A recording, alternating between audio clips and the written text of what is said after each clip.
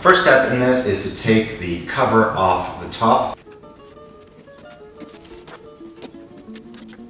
You slide the cover off like this.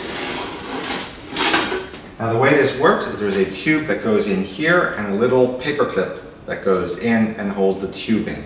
And that's what we're going to do.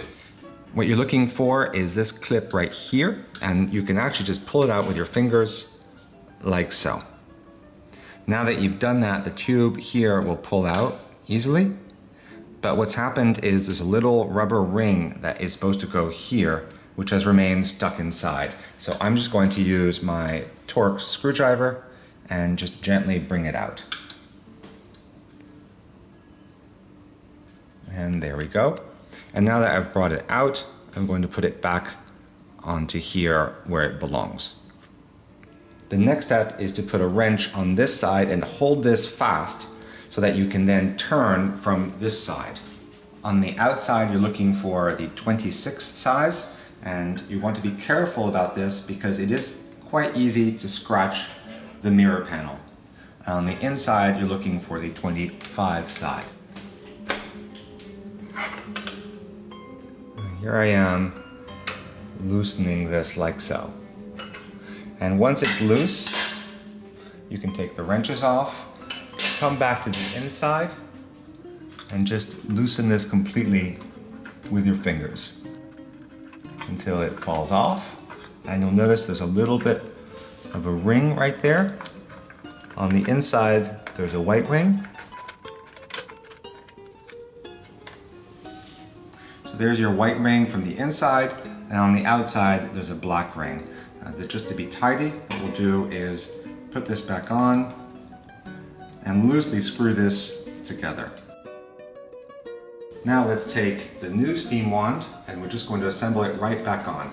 So I take off that, take off the white ring, and then I'm going to put this through like so. I'm going to put the white one so it's flanging kind of outwards, right? You see it going up like that. That's what you're looking to do. You can hand tighten it to get it started.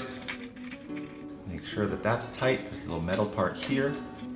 And I'm going to do the same thing, which is 25 on the inside, and then 26 on the outside here.